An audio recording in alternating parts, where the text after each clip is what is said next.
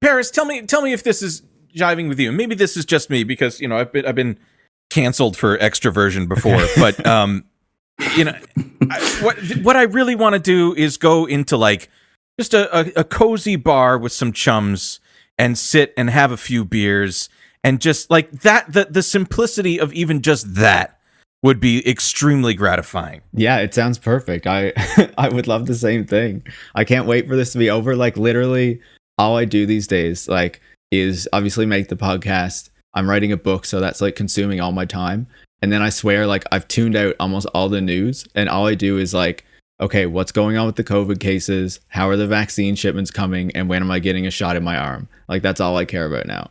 Oh, Jesus Christ. That's so bleak. Yeah. My parents are finally going to get the COVID vaccine. I think this Saturday, but like Virginia, where they live, is like bungled, I guess, rolling it out so badly that like they've been trying. My dad is 87 years old, right? He still hasn't gotten the thing. Oh, really? And they've been trying for a while. I mean, they've signed up on like 3 different waiting lists. They've like put their name on like one list, and then like, oh, for whatever reason, they had to scrap that one. We got to do another one, and then they had to put their name on another list, and then they put the name on another list, and so finally they're getting it though. But like, man, it didn't have to be this way. It's so absurd. Yeah, it's been slow up here because we haven't been getting as many vaccine shipments. Like we have no domestic manufacturing in Canada of vaccines, or these vaccines at least. We do the flu vaccine and stuff. So we're only at like 3 or 4% of the population that's vaccinated now. Oh man! But we're getting like a huge ramp up this month and next month. So this is when it finally takes off, and they're saying that we'll all have our first shots by like the end of June or the middle of June or something. So it's finally like starting to take off now, and like my grandparents are like getting registered for their shots, and like luckily here it just all happens through like public health. So we don't need to like worry about different systems or right or all this kind of stuff, Yeah. Yeah. I was looking at my county here in Tennessee, and like when I can look forward to getting it, and it seems to be maybe sometime in the fourth quarter by like November or December. No way. Christmas, yeah. In my age group, yeah. Yeah, of course. I thought they were saying you'd all get it by like May. I think the line now is it's I think the idea is that there's gonna be enough produced theoretically for everybody in the United States by May. You want one in your arm? Right, yeah. They exist in a warehouse that I own. Hey, get Amazon to handle the logistics, then everyone will get it. There you go. Prime vaccine shipments. You have to have a Prime membership, though, if you want a vaccine. Yeah. You take it, and then suddenly you're like, now I really feel like watching The Boys and other Amazon Video Prime made content. Suddenly, I really want to engage with this. I really hate unions now. I remember when we started the show, and I was kind of like, talking to people in my life about it and trying to describe, like, just trying to cognate about, like, what's an irritating but relatable way to describe the injustice of just a billionaire existing and like what it means. And I remember this was like in 2019, I guess. Oh, I remember. Now I know where you're going with this. And I remember discussing it as this. I was like, it's like, fuck, actually, this is fucked up. This is some, all right. White's Nostradamus. I was like, imagine there's a pandemic. And I know it's hard, but just stay with me. All right. And everybody needs a vaccine, right? And a billionaire is carrying this, sack full of vaccines, even though he only needs one, but he's just going to say, no, I'm not even going to use them. I'm just going to hold on to them. And the urchins on the street are just like, please, Mr. Billionaire, can I please have one of your sacred vaccines? You say, I'm dying of the consumption. And they're all Dickensian in this scenario as well. I forgot. Of course, yeah. And so, that's, what it suggests. And for anybody that can reasonably understand what this means kind of emotionally and socially is that, it's wrong. It's wrong for them to have it, and it paints a good picture. I didn't know how quite fucking literally it would end up playing out, as it turns out. Yeah, the wild thing to me, like, I think when you're talking about billionaires and vaccines in particular, is like, I know we're talking about Bezos and like Amazon, in this show, but like Bill Gates, really, who has been heralded by so much of the media as like our COVID-19 savior, but who is really like approaching this pandemic by ensuring that all of these vaccines are under really strict intellectual property rules so that they can't be produced easily and like by anyone who can do it. And like especially this AstraZeneca vaccine, which he had like a direct role in ensuring that it was not open sourced and was given exclusive rights to AstraZeneca because it was developed by Oxford University, not by AstraZeneca. And it's just like, it's wild to me that he gets all of this like great coverage and press, and it's like actually he's like one of the villains of this whole story. Yeah. Beep beep, redacted, beep. Cut this out. I've even been called. I don't know if you saw this, but I had a like viral tweet about this a few weeks ago, and some guy, some YouTuber, some science YouTuber interviewed Bill Gates and literally put up my tweet. And he was like, there are these conspiracy theorists out on the web saying that, saying that you are making sure people can't get vaccines. And Bill Gates responded to the question, like said like, oh my God, all this conspiracy theorists and stuff. But he confirmed in the interview with this guy that yes, the Gates Foundation went to Oxford University and was like, don't open source the vaccine. You need to get an exclusive supplier. And I was like, that was the point of my tweet. How am I conspiracy theorist? Like, it's wild. Well, welcome to join our conspiracy theory show in that case. Now when I was a young boy, about the age of 5,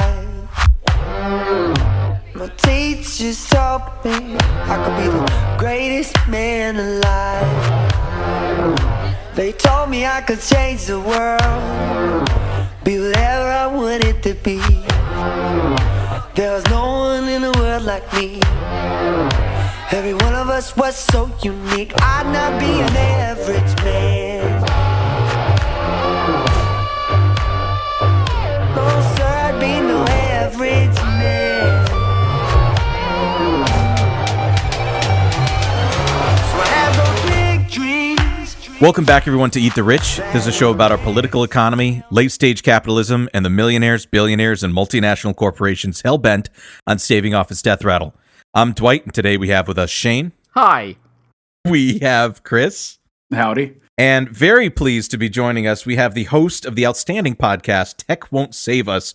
Welcome, Paris Marx. Thanks so much for having me. I'm really excited to chat with you guys. It's an honor. It's an honor. And frankly, if I may, a very anticipated episode, and I can't think of any better company to join us for this, because look, there's no more emblematic a bastard of like a monopolist. Like all of our conceptions of what like monopolists were, like these fat cats with their a lot of material on the suits, like a lot of fabric, just pounds of starch, just yeah. in their clothing and in their diet.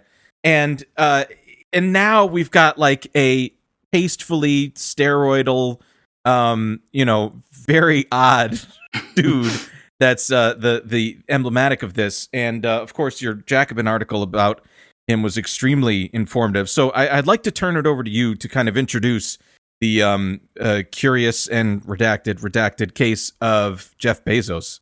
Absolutely, yeah. He's definitely a figure that you just love to hate, He's one of the most evil people in the world, as far as I'm concerned. Like to have this much wealth and to sit on a stage and be like, you know what I should do with all this money? Spend it on going to space. Like, this is the kind of extent of his thinking, and like the degree to which he really does not like give a shit about anybody else, right? And so obviously Jeff Bezos, we know him from Amazon. He is still the CEO of Amazon. He'll be switching roles in the future to become executive chair, where he'll basically still have a ton of power over this company, but not kind of be the face of it. So I think it's actually a better role in many ways for what he wants to be doing. But essentially, we know Amazon because now we're completely reliant on it in this pandemic period. But it started, what is it now? More than 2 decades ago. Am I doing my math wrong? Yeah, it doesn't seem like that long, but it was like 94 or something. And so, anyway, he starts this company in Bellevue, Washington. He makes sure to set it up so that you kind of get the tech origin story. Jeff Bezos is not some guy who is like, he sets up the mythos. Exactly. Yeah. He's not some guy that's like poor and like just happened to develop this really innovative company. Like, this is a guy who was VP of a hedge fund before getting into this. And so, he started this company in a garage, but from what I've read, he only started in a garage because he knew this was the kind of story that tech companies like to tell. And so he made sure to rent a house in Bellevue, Washington that had a garage. So, It's so fascinating because at that point, too, in the 90s, to have that kind of like prescience or whatever, to be like, this is going to be this foundational myth that's going to carry through, right? Because then if you see that on paper, you're like, oh, found it in a garage. You get that idea of like the guy tinkering in his garage with not a lot of money or whatever, and it's literally just like a facade. Exactly. Because that's the story of Apple, right? Started in a garage, and so they all want to replicate this image. A number of other companies have done the same thing since, right? But so anyway, so he starts this company in Washington, and he chooses Washington for a very particular reason, right? You might think like, oh, he really loves Seattle, or he loves the West Coast, or whatever, right? Not exactly. Some of the tech press, some of the business press will report this as, Microsoft was established in Washington State, so he wanted to be close to Redwood, so he could, attract the talent from Microsoft, like, very much what you would expect from one of these tech companies. But the truth is that Jeff Bezos is not someone who really cares about this stuff. He's not a guy who actually cares about books very much because, that was how Amazon started, was selling books. He's a business guy. He came from a hedge fund. He's thinking about dollars and cents and how he can avoid paying dollars and cents to the government. And so Washington State is a state that has no personal income tax at the state level, no corporate income tax at the state level. And at the time, when you were doing these online sales, you only had to charge sales tax in the state where your business was established. So that was to, the few million people who lived in Washington State. And then he could serve the other, at the time, 260 million Americans. Now it's far more than that, without sales tax. And that only changed in recent years, right? And so he was able to kind of build this monopoly by evading all of these taxes because of the way that he set up the business. And, obviously he starts with books because that's something that's really easy to warehouse, to buy wholesale, to ship across the country, but then uses the money from those book sales to quickly expand Amazon into a ton of other businesses, areas, whatever, right? To grow it into the juggernaut that it is today. Did you hear in in your research and stuff, and this literally just popped into my mind now, I remember him being interviewed on like 60 Minutes or something like that, and he talked about his regret minimization framework. No, I haven't heard that actually. And the framework I found, which made the decision incredibly easy, was what I called, which only a nerd would call, a regret minimization framework. So I wanted to project myself forward to age 80 and say, okay, now I'm looking back on my life. I want to have minimized the number of regrets I have. And I knew that when I was 80, I was not going to regret having tried this. I was not going to regret having trying to participate in this thing called the internet that I thought was going to be a really big deal. I knew that if I failed, I wouldn't regret that. But I knew the one thing I might regret is not ever having tried. And I knew that would haunt me every day. And so when I thought about it that way, it was an incredibly easy decision. Thank you, Jeff Bezos. And he literally goes on. Yeah, he literally goes on, but with the regret minimization framework, like it becomes like this strange early ethos for him. And I remember him giving the interview with his bizarre facial gestures and like body language. Where he like kind of like ducks down like a tortoise or something, and the eyes start going, which is jarring to look at. I know listeners won't be able to see that, but highly recommend watching that interview because it is spooky to watch. When you said the tortoise thing, I'd never put it together before, but he actually looks quite a bit like in the Dana Carvey movie, The Master of Disguise, the turtle cloak. Yes. I never even put that together until you so presciently put that he looks like a tortoise there. Got our episode thumbnail there. I like the idea of having like a flow chart to make decisions in your life, like you carry around in your pocket, like some kind of weird maze of like a corporate babble speak that you use to inform your decisions. That's an incredibly normal thing to do, of course. But every fucking billionaire has this stupid shtick. Like this, right, and he was early. Secret, and like the said, secret to success or whatever. Yeah, exactly. Like with Ray Dalio, with like his screed, his tome that he put together that was absolutely crazy. This is the same thing with Bezos. But and I like how you explained it, Shane. Like weirdly prescient for like what a tech billionaire would be. What the aesthetic of a tech billionaire would be. 15 years down the road or whatever, even post .com bubble. So Paris, why books? Like why even books? Yeah, of all things. So Bezos is not a book lover at all. He definitely read science fiction as a kid. He's interested in science fiction certainly, but he's not like a bookworm or anything like that. His wife, Mackenzie Scott, at the time, I guess Mackenzie Bezos, she was more into books. She tried being an author. I believe she wrote a book. But this was not the motivation behind, starting Amazon as a bookseller. It was because books are an easy commodity to buy. They can be easily bought wholesale. Mm-hmm. They can be easily warehoused and shipped. And I believe there's a book distributor, or like one of the major ones, I think, is located in Washington. So it's easy. It was easy to get the books from them and to work that out logistically. But obviously, it starts this way because that's a really easy thing to start with. But obviously, the ambition was never just to be the largest bookseller in the United States, right? The ambition was always bigger than that. And very quickly, that's what Amazon did, start expanding into other product categories, to expand the e-commerce website that it was building out, but even to grow into segments that weren't e-commerce, because what most people see when they think of Amazon is, the website, right? The website where they are a Prime member and where they order all of the shit that comes to their door. So there's always a package waiting for them, when they come home, or I don't know, whenever they check the door these days, because they're always at home. But Amazon, it doesn't even get most of its profits from the e-commerce website. Most of its profits come from the cloud computing business that it also started up, Amazon Web Services, which now hosts, many major companies in the US and around the world. It hosts government websites.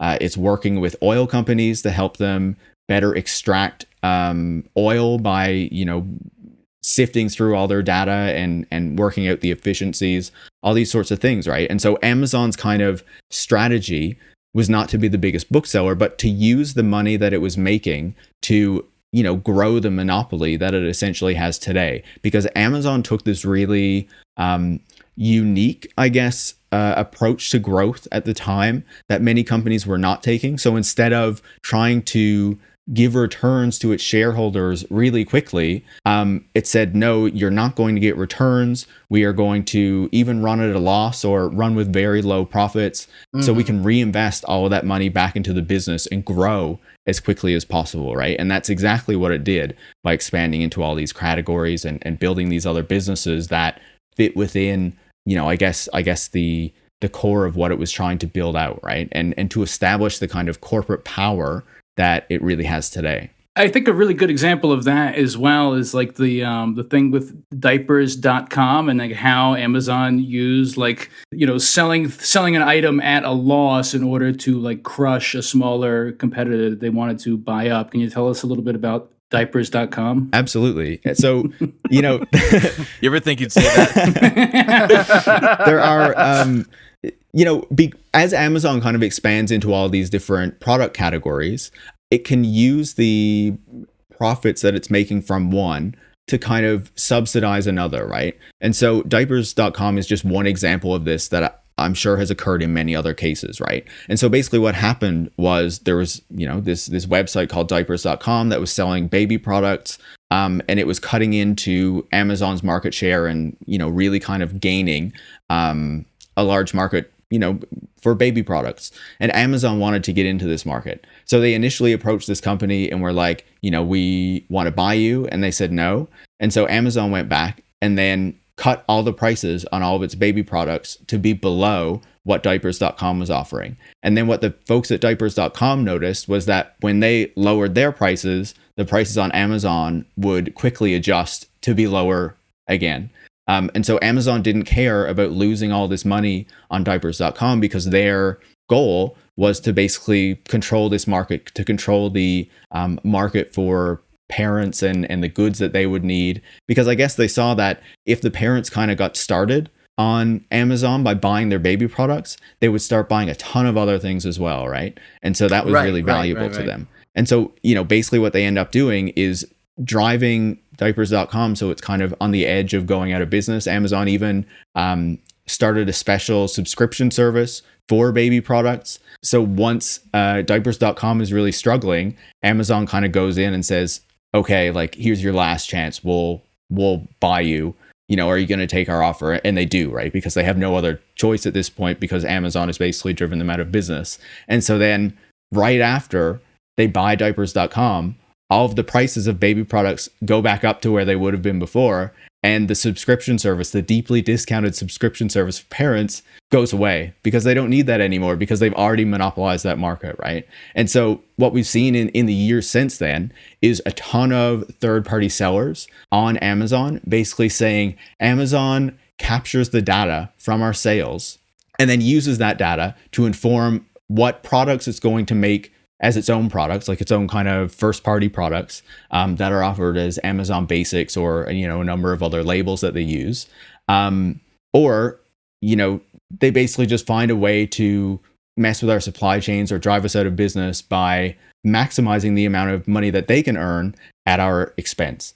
And so we've obviously there are court cases going on now that are examining Amazon's monopoly power, and this is one of the things that is kind of at the center of that. Amazon's ability to kind of use its monopoly platform, its e-commerce system, to then take the most amount possible from all of these other sellers that are also using its platform and have become reliant on Amazon. Because right now, like, if you are a business and you're trying to sell a product, if you're not on Amazon, you're going to struggle to get the same kind of customer base as, say, your competitor or whatever. The thing about the diapers really struck me, and for this reason, in like retail, there's a term called a loss leader, which is like an item that maybe isn't profitable for the company, the manufacturer that's selling it, but it's often bought accompanied with other products that they can make it up for. So, as an example, if you were, for instance, going to renovate your kitchen and you needed to buy a fridge, an oven, and a dishwasher, oftentimes the fridges are, since the market is so competitive, there's really no margin in it for the manufacturer. So they'll make up for it by, incentivizing you to bundle together the whole package from the same manufacturer to get all those items from that one company. Now, Amazon's kind of like unpublished business model is we want a chunk of every single part of the United States economy. So even though this is like very specific to fucking diapers, but when you have a Leviathan that's capable of taking that monopoly model and using that kind of like loss leader thing exactly, but they can subsidize themselves with other profit garnering business models under their umbrella and use that against every single part of the U.S. economy, that's a monopoly, baby. That's a problem. That's a problem. Absolutely. And that's basically what Amazon Web Services was for a long time and still is, because Amazon Web Services is where so much of the profits from Amazon comes from. So they get all these profits from offering cloud services to all these companies because, they just build these server farms and then, the cash kind of flows in, right? Because Amazon Web Services is the largest cloud provider. I don't know if it's in the US or in the world, but They're massive, right? Yeah, if you want to learn cloud, you're learning on AWS. Yeah, Yeah. they're the main one. Absolutely. And so basically they use all this money then to enter into all these other markets. Like, yes, they enter into all these product categories, but Amazon, has this really popular streaming service now. They have a music service. They have their own, movie studios. They have all these other services that they have built out because they're able to use the money from web services, but also now from e-commerce to subsidize all that kind of stuff, right? And sure, they are producing profits for shareholders now and kind of giving money back to shareholders because they do make so much money. But for a long time, they didn't. And I think one of the really important things to understand about Amazon is that it was an innovator in this business model. It's typically called predatory pricing, right? You underprice a product from what it actually costs to produce, and then you drive out other competitors because they can't cut their prices to the uneconomical or unprofitable levels where you have yours, right? And so Amazon, by sacrificing profits for, like a decade after they started the business, they were able to underprice a lot of these other companies who were providing these products and pushing them out of the business. So you saw Borders bookstore go under. Barnes and Noble is still struggling because Amazon was able to undercut them all so much, right? And now that it's so large, it can use the scale economics that come with that to continue underpricing them because it can just offer the product more efficiently, right? And so what we've seen is that Amazon pioneered this model, but now it is kind of like the model of Silicon Valley. Like all of these other startups and companies are kind of assuming that they are not going to make money for a long time. They need to lose money to kind of grab this massive market share to form this monopoly position, and then they'll deliver money back to shareholders later. Like Uber is the... I was going to say Uber would be the classic example of that. Exactly. But Uber has not been able to replicate it, right? Uber says that it follows the Amazon model. Uber is always talking about how it wants to be like Amazon. It says that it's losing money, so it can, do the same thing that Amazon did in establishing a monopoly and producing all these profits later down the road. But Uber's business does not work in the same way that Amazon's logistic business does. So it can't get the kind of same scale economics, right? But all of the investors are still buying all this crap because the money is so cheap. The interest rates are so low that it doesn't matter if they're losing all this money. And the key thing to remember is that for a lot of these investors, the money is not actually made if Uber makes money. The money is made when they make the investment in the company, and then the company IPOs and the stock price jumps, and then they sell, and that's when they make their money back, right? It's all like a gambling thing, basically. But it's not actually about these companies even turning profits in the end, depending on which investor you are and at what point you put money into it. So I think that's a piece of it. That's I'm sorry. Yeah, go ahead. And in the case for Uber, they, in their 12-year existence, have never been profitable, and they've already IPO'd. Yeah, it's wild. And when they did IPO, their share price dropped after the IPO. They were originally supposed to have a high price, and then they cut the price, and then it still fell below the price. But I believe recently, because all the tech stocks have rallied through the pandemic, basically, and there's been a huge bubble in a lot of like transport stocks and stuff like that too, like the electric vehicle companies. There's a huge bubble in that is apparently starting to burst now. I haven't been paying too much attention to it in the past few weeks. But Uber has benefited immensely from that, even though its whole ride-hailing business was like basically wiped out by the pandemic. Like it makes absolutely no sense what's going on with the share prices of all these companies. But yeah, that's what's happening. So, what I'm getting a kind of image of is a company that has basically the infrastructure of it, the bones of the company is actually quite fucking basic. It's just they're selling shit out of a warehouse, right? I mean, that's been going on since Mesopotamia, right? That's not revolutionary, but their capitalization structure is extremely well defined, and their expectations on their investors, at least beginning to be like, hey, we're playing the long game. If you're long, that's what you're going to have to go for. Makes sense. But now, of course, the thing that we always talk about, which is, the tendency of the rate of profit to fall is omnipresent. They have to start doing things that are quite fucking brutal. and that includes the way that they treat their workers, especially in regards to unionization and such like that. And of course, even their conditions, like the actual working conditions. And I know that you wrote about this in the Jacobin article. Can you please speak on that? Because, what you wrote about is frankly nauseating. Yeah, absolutely. So Amazon's model is obviously not just based on, using the profits from these businesses to grow its monopoly, but like so many of these tech businesses that rely on human labor, it's also about kind of crushing the workers and ensuring they're paid the least amount of as possible, right? And the working conditions are absolute garbage. So I think there are a few different ways that this kind of plays out that are really important. Like obviously the warehouse is the main one, and that's where most of the workers are. So I think that's also the most important one, naturally. But the working conditions in these warehouses are absolutely horrible.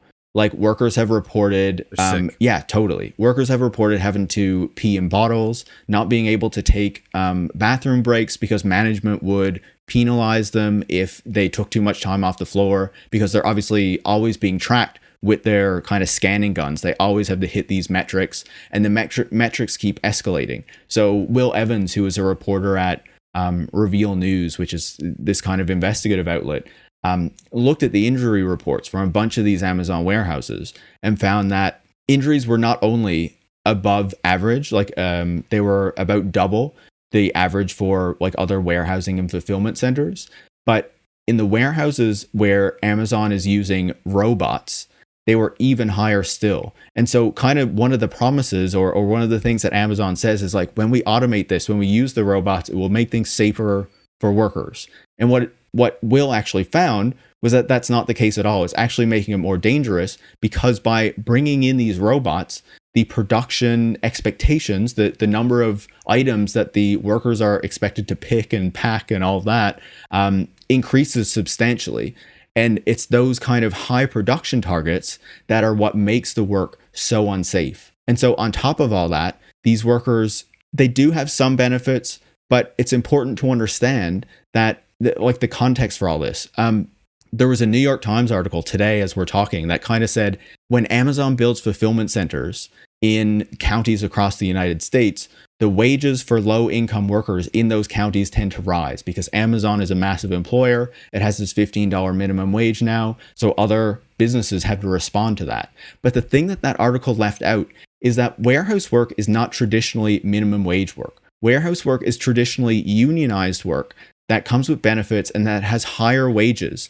And so what Amazon is actually doing is cutting the wages of warehouse work, kicking out the unions, and turning warehouse work into minimum wage work, even if it's trying to set a higher level of the minimum wage, but that's still much lower than what warehouse workers are usually paid. I think the other important piece of this, like what's happening in the warehouses, is terrible, but we can't forget what's happening in shipping either, in getting all of these packages to your door. And I think that's a piece that a lot of people forget about and don't pay attention to, because Amazon doesn't just use UPS, FedEx, and USPS in the United States. They're also building out their own fulfillment network, their own shipping network, to bring these packages to your door, especially in urban areas. And there are two different kinds of workers there. One is a worker that works for a company that has been subcontracted by Amazon to deliver these packages. And so they are still like experiencing really terrible working conditions, getting paid really low amounts of money, even potentially like getting stuck in cycles of debt. If they're not able to make their deliveries, if they need to take time off, if the van gets damaged, all these sorts of things they can get dinged for. But then there's also the Amazon Flex worker, which kind of does the packages that these subcontracted workers can't do. And they are gig workers. They're basically on Amazon's gig platform. They have very little security. They have very low pay. And so Amazon is actually taking advantage of this gig economy model to get the packages to your door as quickly as it can get them to them. And I think the thing to understand about that, like we should understand about warehouse work, is that UPS and USPS are both unionized. Their workers are unionized. They typically have pretty good pay rates, USPS in particular was one of the most important employers for Black people in the United States. When they couldn't get good jobs elsewhere, they could get them at USPS. And that was a really important, place of employment. And so what we see when Amazon is building out its own fulfillment network is that it's not only lowering wages, benefits, working conditions in shipping as well as warehousing, but it's also, I think, putting at risk these union jobs at these other shipping companies, including, the public postal service, because as it captures more of the packages that are being shipped, it potentially reduces package volumes at these other, shipping companies. And then maybe these workers have to be laid off in the future, depending on what happens. Like right now, I think package levels are still generally going up. So that's, good for them. But Amazon has clearly showed that it wants to capture far more of this.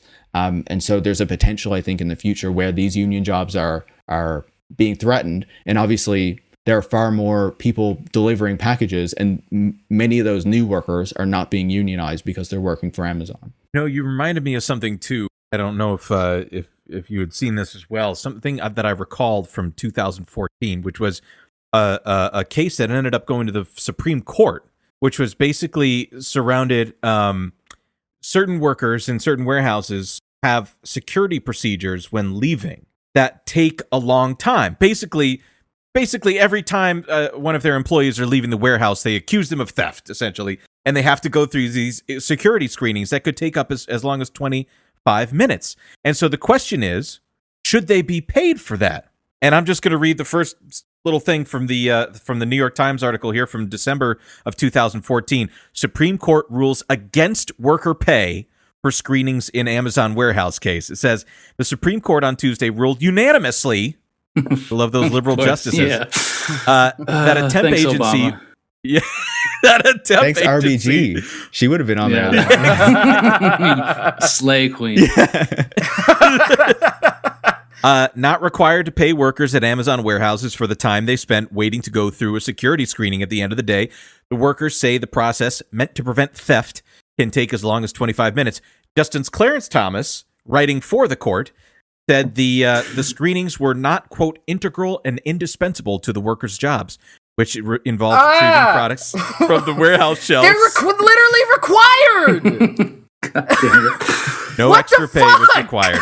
You gotta love all the wage theft that's just like completely legal, because it not only happens at Amazon, like so many retail stores do this kind of thing as well, where you just need to sit around and wait for someone to like check your bags before you finish your shift to make sure you haven't stolen anything. I had a friend one time who worked for literally a thrift store, and they told her that she couldn't bring her regular purse to work, that they gave the employees like a see-through clear purse that they were required to use while at work to make sure that they couldn't be, stealing any of the thrift store items at the end of their shift. Do you know, like, if you siphoned all the energy and resources that it takes to do all these bullshit Byzantine procedural horseshit fuck shit stuff and like put it to socially useful activities, like, can you imagine what we could do? No, I completely agree. Like it not even those things. Like if you just think of like, if we like, this is a whole other conversation, I think, but even if we converted like what Amazon and like so many of these gig companies do, and like, instead of focusing on like just exploiting workers like to the bone and, trying to extract as much as possible for shareholders, et cetera, and actually like used those capabilities to try to like maximize the public good and like human flourishing, like the completely different kind of society that we could build. But like, I feel like so much of the conversation around tech is always just like focused on what is good for these tech companies and not actually like digging in really, really deeply to say like, but what these tech companies are like proposing is just like self-serving and benefiting like these kind of tech workers in Silicon Valley, if it even benefits the tech workers sometimes, because a lot of them are struggling with high housing prices and all this kind of stuff, right?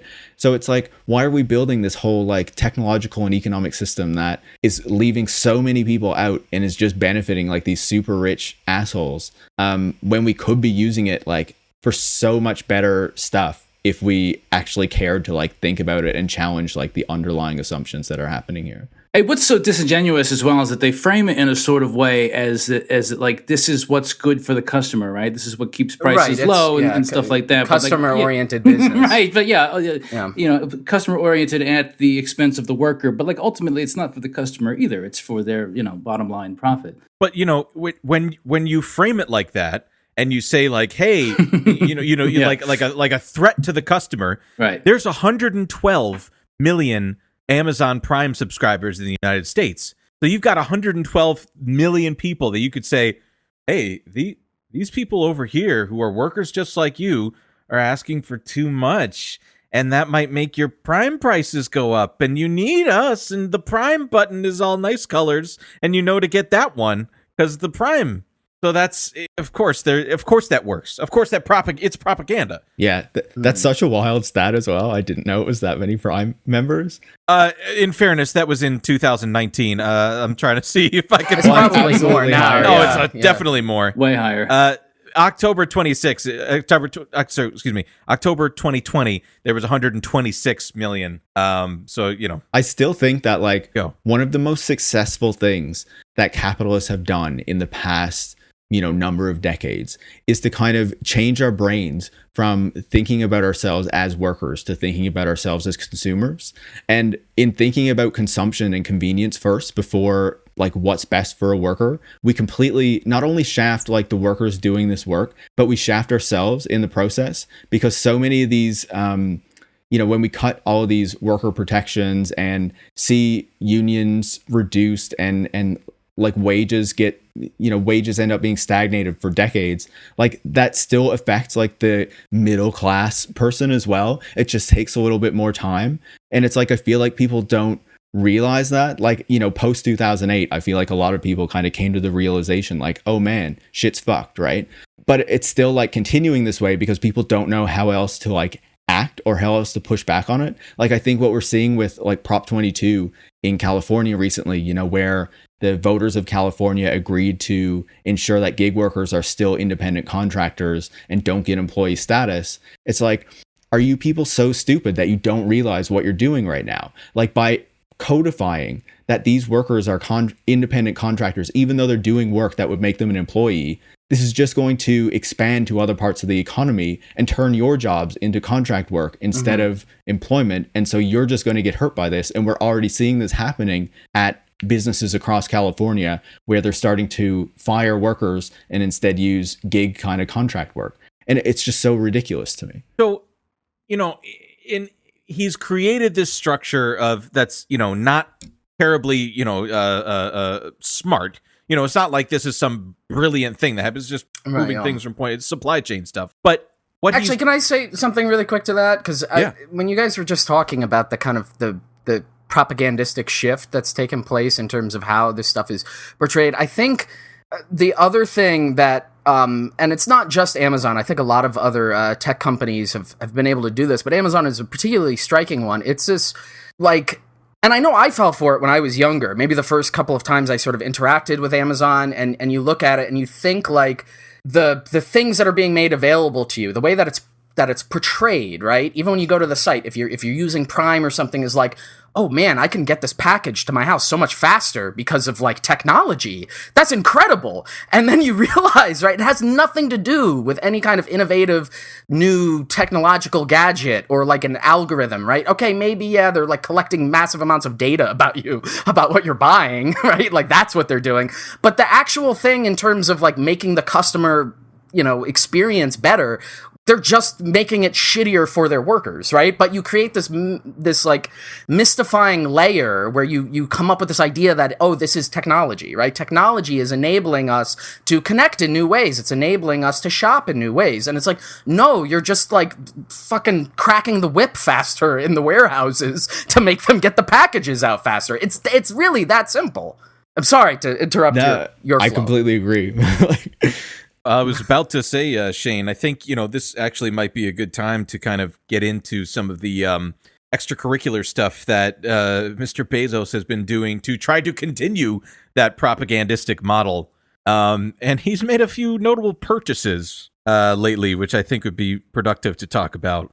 Yeah, so I mean, on the topic of talking about propaganda, but also this kind of like, I don't know, this focus on this idea of like customer experience, it dovetails nicely into this into the kind of whole saga of Bezos buying the Washington Post, which I believe he started the deal in 2012, but it secured it in 2013 for $250 million. And so, in terms of like looking at the actual nitty gritty of that acquisition and like what it means, right? Like most of the stuff that I could find in terms of talking about how the Washington Post has been different or whatever under Bezos is all like very glowing. Oh yeah. And it's all portrayed as like he created a new business model with newspapers that save this particular paper at a time when, right, like journalism overall is like trending downwards, right? Like we all know those stories and that idea, you know, like the emergence of tech companies kind of took the ad revenue away from a lot of traditional journalist things. I mean, that's like sort of already like a kind of a reductive way to look at it. Like there are other trends and things going on, but that's kind of like the popular iteration of the story. But then there's like a few brave, you know, trailblazers who just happen to be like the wealthiest people on earth who for some reason want to keep, you know, democracy alive via journalism. Damn, why would they want to own newspapers? I have no idea. I know, right? It's like it's a real mystery.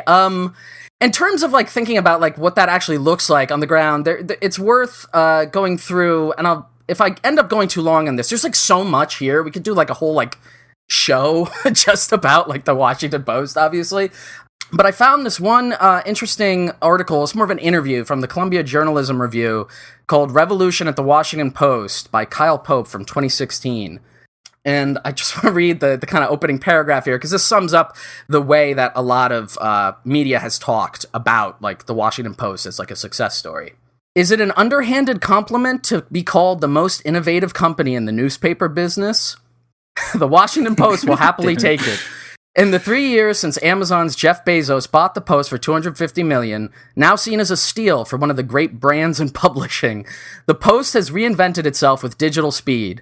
Its web traffic has doubled since Bezos arrived, and it far outstrips the New York Times and even BuzzFeed in the number of online posts its reporters file every day. So successful has the Post become in the digital game that it now licenses its content management system to other news outlets, a business that could generate $100 million a year. I'm going to skip here and just kind of get to the actual interview point, but what I think is interesting here is similar to the way, Paris, you were talking about, like, we see Amazon as like a retail store, but it really is like, it's an information company as well, right? Like it's selling not only like the web services stuff, but it's doing all this other kind of stuff that then it gets contracts for. And so sort of that's the model now that the Post is doing with its like online web content. And so in terms of who's being interviewed here, like, and who's kind of in charge of what's tasked as, or what's called this, like the great success at the Post, are these two guys. One is Shailesh Prakash, who's the Post chief information officer, and the other is Joey Marburger, who is the paper's director of product. And these are people that Bezos brought on. Prakash, I don't believe, had any like media background at all. He was like in other tech stuff. And Marburger, I think, was a journalist who had worked at some other like online publications. So anyway, so this is the interviewer asking them a few questions, and I'm just going to read like a select few that I think are worth highlighting to get a sense of, again, what this change has actually signaled. What did it mean when Bezos bought the Post? So here's the interviewer asking, back to the culture issues. Would we even be having this conversation if the company had not been bought by a technology company? Could a newspaper have made these changes organically? And they're talking about how they, you know, the various digital changes and stuff they made. Marburger. I think some of them, yes, but would have taken a little bit longer. It's been 3 years since Jeff bought us. I'd say we'd probably be where we are maybe 5 to 7 years from now. And who knows if we would have done half of what we've gotten done. But Jeff didn't just reach down to the newsroom and say, here's a brand new culture, here's a bunch of things you should do, here's what Amazon does, so you should copy it. The sheer thought of him spread throughout the company. Overnight, we thought there wasn't much we couldn't do. People were a little bit more accepting of things. So I like that idea of just his thought, his beautiful bald head just sort of emanating his power in the newsroom. The founder's presence has graced us. Right. And then here's Prakash. He's also made some very strong changes in the compensation model. The number one criteria that grows our compensation used to be operating income. Did you or did you not hit the operating income target that was agreed upon at the beginning of the year? It was crystal clear whether you got your bonus or not. We were all in it together. When revenue is slowing and operating income is the target, then what do? You cut costs. There's no other way out. When Jeff bought us, within about 6 months, he threw that out. Now there are 3 other criteria. It's basically, how fast do you move? It's very subjective. The second is that there are no sacred cows and to push experimentation. The third thing is debate, but commit. So you can argue all you want, but once we agree, then there's no undermining. Those are the 3 things that are now very subjectively drive the compensation. So Jeff Bezos is a fan of democratic centralism, I guess. That's that last one. But I mean, these are like ridiculous, again, sort of corporate speak, like tech babble nonsense words. You like move fast, right? Like what does that mean in a journalistic setting? And so then going here to another question that kind of elicits from that, interviewer asks, so let's talk about the newsroom culture here. I read that Post reporters produce twice the number of online stories with a newsroom of 700 as New York Times reporters, which has a newsroom of 1,300. That in and of itself is a telling fact of the embrace of this. How has that happened? And this is Marburger. We hired a lot more digitally savvy reporters over the past 3 years. They understood that to write for the internet, you had to be a little bit more prolific. So the idea there basically is like they're just making the people who work at the Post work roughly the math somewhere between 2 to 4 times as hard as they're working at the Times. That's the magic innovative model. That's it, right? The thing that's not mentioned in this interview, and again, it could be its own focus, but one of the other things that Bezos did right after he bought the Post is he like cut everybody's pensions. So that's not mentioned. But in terms of how the compensation model was shaped, that is a big piece of it. So anyway, Jesus. Like, why did I read that? What's interesting? What's the sort of takeaway here, right? So the first is that the Washington Post is seen as a success thing, but it's tied to all of these like technology metrics, right? It's about like producing more online content and then like changing their like subscription models and stuff. And okay, if you want to make this argument about like that's what a newspaper needs to do to survive in a competitive, digital media marketplace, blah, blah, blah. Okay, whatever. But the other thing that's telling here is that in another part of this interview, both Prakash and Marburger admit that they spend more time talking to Bezos than they do Marty Baron, who is the guy who's the actual executive editor of the Post. Now, again, that argument could be made that the reason they're talking to them is because they're more overseeing these kinds of like customer-oriented things. And they bring this up a bunch. I'm not going to get into the nitty-gritty of it, but one of the things that like when Bezos came on, he was like, the load time on the paper has to be the fastest. Because if it's not, like, people are going to go elsewhere. So it's like, if there was an example of, like, he loaded it up on his phone and it took a second to load the page. He's like, too slow. Needs to be a few milliseconds. So, like, at the end of the day, like, none of this has to do with, like, the quality of the journalism, right? Even though, again, that's how it's always positioned. And, of course, the Post positions itself like that, right? Oh, like, we're the fourth estate, democracy dies in darkness, or whatever.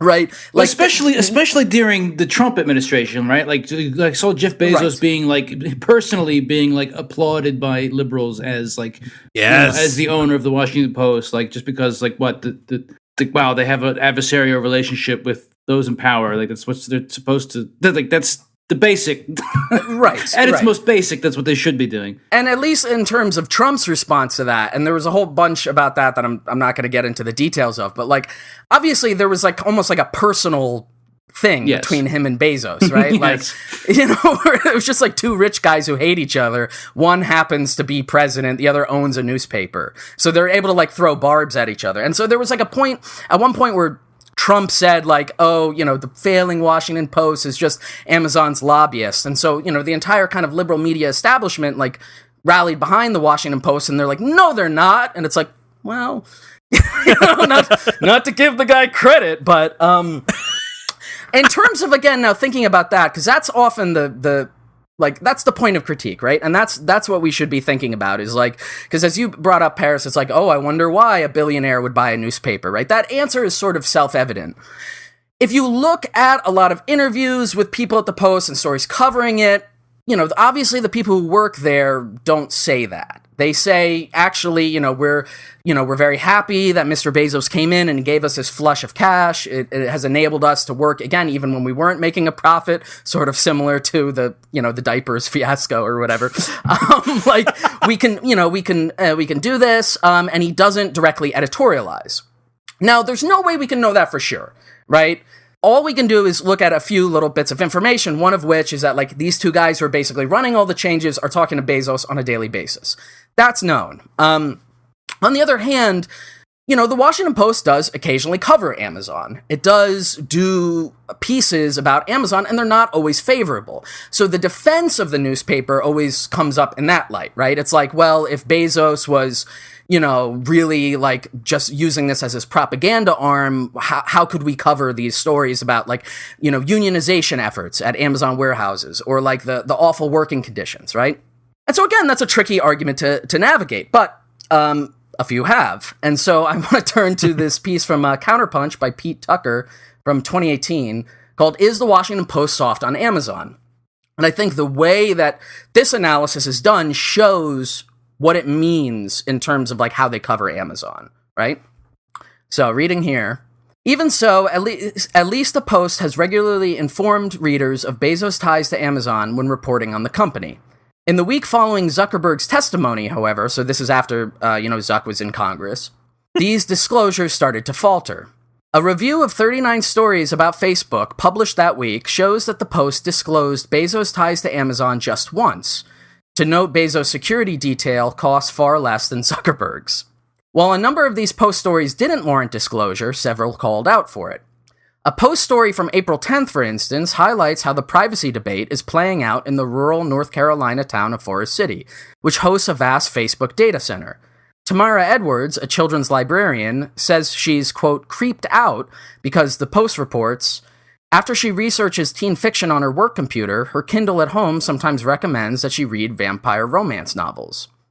The Kindle is an Amazon product, and that creepy ability to coordinate her work computer with her personal Kindle, that would be the doing of Amazon, but the company goes unmentioned. In an April 11th story, the Post quotes a tech writer and investor who calls out Amazon by name. Concerned that potential regulations may only consolidate the power of big tech over smaller tech companies, Orm Malik points a finger directly at Amazon, Google, and Facebook, who can spend the most on lobbyists. Nowhere does the Post mention Bezos' ties to Amazon. A more recent story from May 4th examines the Federal Trade Commission, which is charged with enforcing the nation's antitrust laws. A strong FTC could pose a serious threat to Amazon, which may be the country's leading monopolist, as legal scholar Lena Khan powerfully demonstrates in her 2017 article for the Yale Law Journal. But the Post keeps the focus away from Amazon, where half of all online product searches begin. The agency in charge of policing Facebook and Google is 103 years old. Can it modernize? Reads the Post headline. While the story mentions Amazon twice, it fails to disclose Bezos' ties to the company. And so the rest of this piece is quite good in sort of threading the needle and looking at how it's not like explicit, and it's not like the Post doesn't ever talk about Amazon, but when they bring up Bezos' relationship to Amazon and Bezos' relationship to the Post is very calculated and very strange, right? So it gives you the ability, on one hand, to be able to, as a sort of shield against criticism, be like, hey, we can talk about Bezos all we want, even though he's our boss. We obviously talk about things related to Amazon. But on the other hand, it's sort of contingent when you actually bring that up, right? So again, the conflict of interest is obviously there. And so it's hard to get like direct statements, though, from people who are working at Washington Post. And in fact, I believe one of the conditions now of working there is when you quit or get fired, you have to sign like an NDA thing that says you like won't like talk shit about Bezos and you won't sue the Washington Post or you won't sue Bezos, something like that. So it's like hard to get like, again, candid stuff. So like what do the staff writers actually think? So to this, there's a Huffington Post piece, also from 2018, by Ashley Feinberg, aptly titled, What Washington Post Employees Actually Think About Amazon. And she had set up like essentially like an anonymous tip jar thing for people who worked at WAPO to just, say their thoughts without it being directly attributed to them. And a few of them are interesting here, so I just want to read a couple of these. My answer isn't that fun, but I feel like I can say whatever I want about Amazon. Haven't felt any pressure to censor, but I did just cancel my Prime account to save money. Amazon is kind of the perfect terrifying example of what people are willing to ignore for the sake of convenience. Okay, here's a good one. Okay, so I'm not sure if this is exactly what you're looking for, but I would say that I tend to do less critical thinking about Amazon than I do, say, about Facebook or Google or Walmart, and the reason is fairly obvious. Because I am thankful for the opportunity I have, which wouldn't exist without Jeff Bezos. Interestingly, the comment says Jeff Bezos. But absent a deep, more thoughtful analysis, do I have concerns about Amazon's impact on the world, labor practices, antitrust law, and the future of small businesses? Yes. And would I say that out loud at work? No.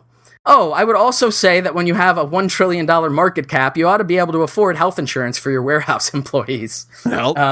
And then this last one I like is just please give away more of your money instead of sending it into space. Interestingly, there was an update. So 2 days after this article was published on the Huffington Post, an Amazon spokesperson, like, I guess, reached out to HuffPo, and this is like a quote from them, from Amazon. Amazon respects the rights of employees to choose to join or not join a labor union. We firmly believe the direct connection we have with employees is the most effective way to understand and respond to the needs of our employees. We would be more than happy to give the newsroom of the Washington Post a fulfillment center tour so they can come see for themselves what it's like to work at an Amazon fulfillment center. And then we can be reached at AmazonPR@Amazon.com. We'll give you a bottle to pee in, and this robot will kill you. Right.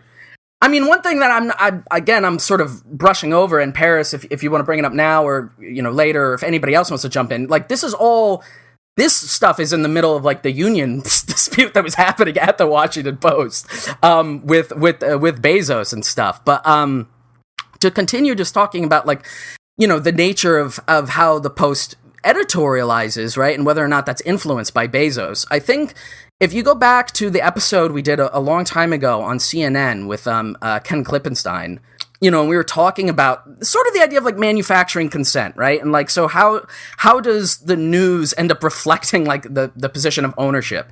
And I think it's maybe a little bit easy to sometimes fall into this trap that it has to be this, like, hyper conspiratorial, like, Bezos, can make a call and kill a story if it's negative about Amazon, or, like, fire somebody who speaks out or makes a snark comment or writes a particular piece or that kind of stuff. Now, certainly things like that occasionally do happen, but the more, like, structural answer, and I think it might have been Ken who had said this on that episode, is the reality is that, like, you don't end up working at that place unless you're already, like, indoctrinated into that work culture, a part of which then is being an employee of Bezos, right? And so in terms of, like, advancement within the company, right, and advancement in terms of, like, your work getting out, what is going to get published, what isn't going to get published, that ends up being highly influenced by the ownership of the media institution that you're at, and in this case, Bezos. And that's why, like, that one anonymous comment where it's like, it's not that I can't talk about Amazon, but I do find that I'm kind of thinking about them critically less, because I know that's not going to be really received well. So it's that kind of level of insidiousness, right? And it's much more subtle in terms of how a billionaire can, like, buy a newspaper and turn it into essentially, like, a propaganda arm of his larger business empire. And so to that end, right, and to the end of, like, what the Washington Post ends up, like, what is its, like, political orientation? I'm sure if you're listening to this, you've seen the Washington Post, you probably have an opinion about it already, and whether or not it's the light that's going to keep democracy alive.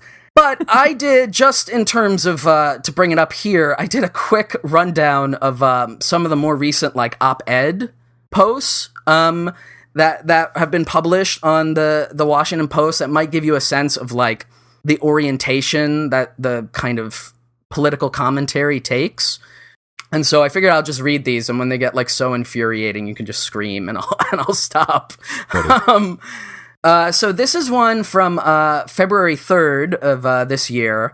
by a guy, George F. Will, who's a columnist there, and it says the title of the op-ed, opinion, public education's two afflictions, COVID-19 and teachers' unions. And so you can make the inference that you can, and you can say, well, okay, that's just a columnist there. And sometimes they have columnists who are maybe are a little bit more receptive to the idea of a teachers union or whatever. But they have quite a lot that are written directly by the editorial board, right? Which is a little less like you can take a distance from it and say, oh, we're just publishing whoever. So I'm going to read now a bunch that are from, or attributed to the editorial board. So this one is from December 29th of last year. Opinion: why increasing the stimulus checks from $600 to $2,000 is a bad idea. Fuck you. Okay, So predictable. Here's one from January 28th of this year. Opinion: the COVID-19 danger does not lie in the classroom, but in the community. There's like a lot of them about like the need to reopen schools. I find that so interesting too, because like if you look at the places now where these variants are spreading, it's like typically coming from the schools, and like Right, of course. Yeah. Here's a good one, because this one has like a sort of insidious turn. This is from February 21st of 2021. Opinion: Biden is moving to end Trump's inhumane border policies. Can he avoid triggering a new migrant surge? Oh my God.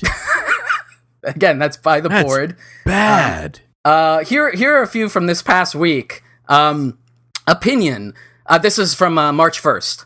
Opinion: a $15 minimum wage won't happen. Democrats should get to work on a more modest raise. They were way ahead of you, frankly. But Amazon is touting its $15 minimum wage, and even has a campaign saying that Congress should pass a $15 minimum wage. So I don't know. They're not representing the billionaire here. They're representing the ghouls who are even worse than the billionaire.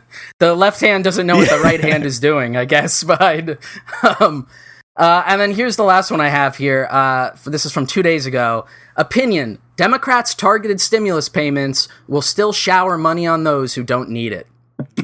And so these are just pulling a bunch from, what was most recent. The farther back you go, there's all kinds of weird stuff.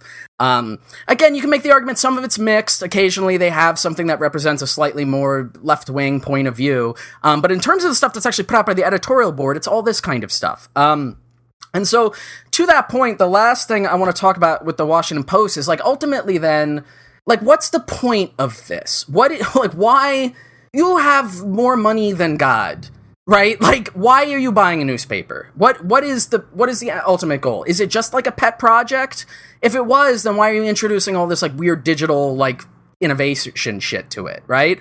Why do you want to have it? And so again, speaking to the kind of overall like political orientation of it, this is probably, again, maybe old news for some listeners of the show, but would you believe it or not that the Washington Post has kind of entered the last two presidential Democratic primaries with very particular kinds of opinions and orientations. And I wonder if you can guess what those are.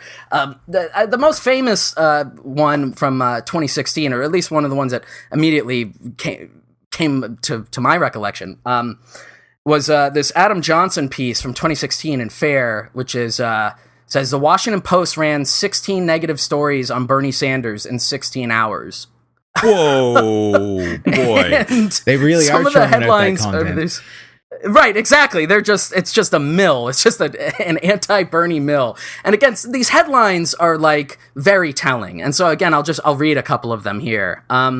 Bernie Sanders pledges the U.S. won't be number one in incarceration. He'll need to release lots of criminals. That's one headline. No. Clinton is running for president. Sanders is doing something else. This is huge. Trump, Sanders, both using same catchphrase. Here's God, another I wonder one. which one it was. Here's a good one. Bernie Sanders' two big lies about the global economy. Why Obama says bank reform is a success, but Bernie Sanders says it's a failure. Oh, here's a fun one. Here's something Ted Cruz and Bernie Sanders have in common, and the piece of the argument that Bernie doesn't get quite right. So I guess even in that framing, the idea is Ted Cruz gets the argument right and Bernie doesn't. No one's believing that one, right? So, there's a lot more examples of this. This was like an interesting little period because it happened almost 4 years ago today. I just realized these are all came out on my birthday. Happy birthday to me back then. But they like, where was I gonna go with this? Oh, well, this was one particularly like salient example of this happening, but throughout both primary seasons they were very, very, very anti-Sanders, and again, you can kind of speculate to your own reasons why might that be. Like, what about him is their target of ire? It obviously continued into the 2020 primary cycle. There's another good piece in Jacobin by Tim Higginbotham that I was going to read, but I think my bit here has gone on a bit long. So, I mean, you get the idea. And I think, in particular, there was a funny thing, and maybe we can cut it in here, where, like, at one point, like, Bernie was getting on a plane, and some reporter asked him some, like, weird gotcha nonsense question, and Bernie was like, was that the Washington Post?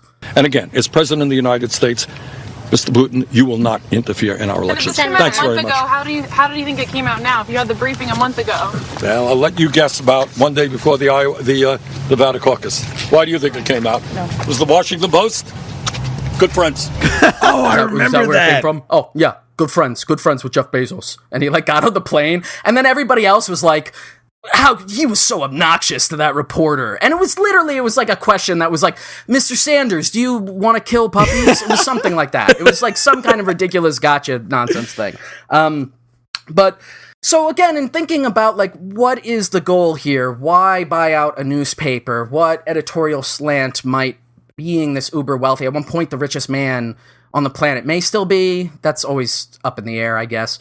But like, why own the paper? And at least in practice, right, in terms of what we can observe, we know that like it takes a pretty much like an like progressive slant, to put it mildly, and it definitely did its best job to like try to stifle or hurt the Sanders primary run both times.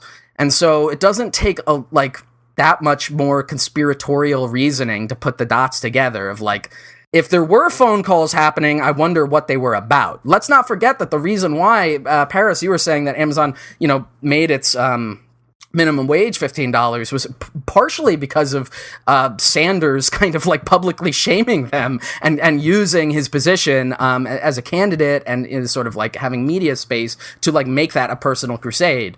And of course, I don't think Amazon ever admitted that. I don't think Bezos would admit that, but it was curious that they happened at the same time. So is there a personal animosity there? Is there a thought and a feeling of like, if these policies get passed, if this kind of political energy takes over the Democratic Party or even the levers of power, might that like cut into my bottom line? Oh, isn't it so handy that I happen to have a newspaper? Democracy dies in darkness. And then the other flip side of that, of course, is when you're not trying to crush the left, you can turn around and say, hey, I'm keeping democracy alive. Aren't I a good guy? And sort of like you were talking about at the beginning of the show, to do the Gates route and be like, now I'm just going to be a philanthropist. Now I'm just going to give money to the Democracy Institution for free information, open journalism, or whatever whatever the iteration of it is. So it's not like benevolence, and it doesn't even seem to be very much about making money. So yeah. I think everything you laid out there is like so fascinating, and it's such an in-depth look at what's going on with the Washington Post. Like, to me, the Washington Post, when I think of it, is immediately the American news website that has the worst paywall of all of them. Like, it's impossible to get around. Yes. So great technology there, Mr. Bezos. Thank you very much. Now I can't read your news articles for free, so I just don't read your newspaper. But what you're saying about like how he's changing this newspaper and the I guess view of the employees there on Bezos and the work that they're doing and how that influences their work. It reminded me of this interview that Noam Chomsky gave to some BBC journalist, like, I don't know how long ago it would have been. I think it would have been in the past decade, But the journalist is essentially like, you know, do you think that I am just like serving this kind of, you know, I don't know, political objective or whatever through this journalism because you're saying that we're all kind of like biased?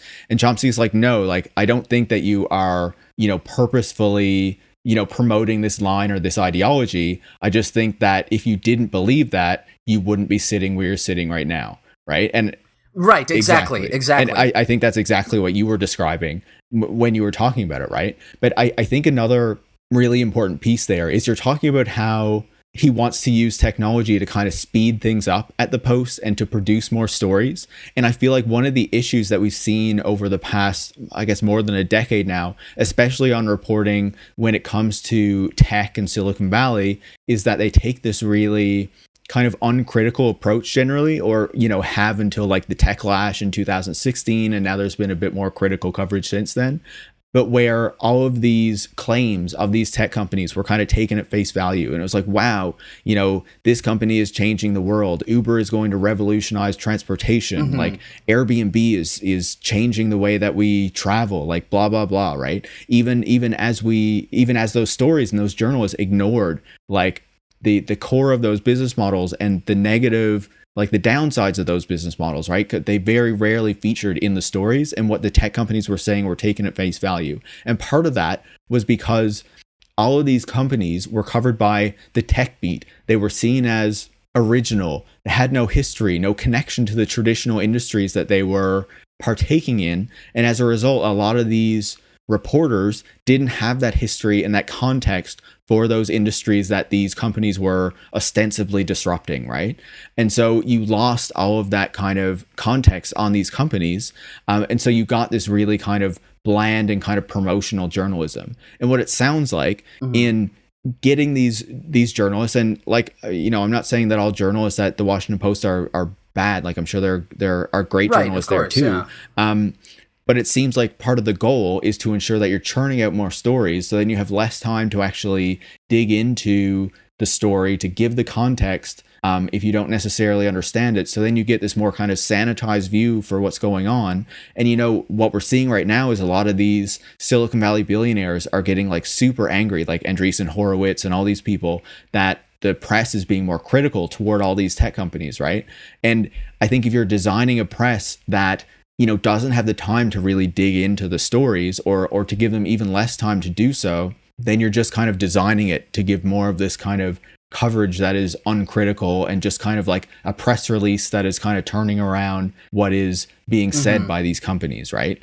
And I think a really important piece of that is to look at how that has developed over time as well. Like, I'm not going to go really deep into it, but what you see like from the 70s, you know, when we have kind of the neoliberal turn with Thatcher and Reagan, blah, blah, blah. I think your listeners probably know that story. But there's also a transformation in journalism that happens through that period as well, right? Where you have a lot of labor reporters at newspapers. You know, maybe it wasn't as much, maybe there weren't as many labor reporters in the US as in the UK. I'm not 100% sure.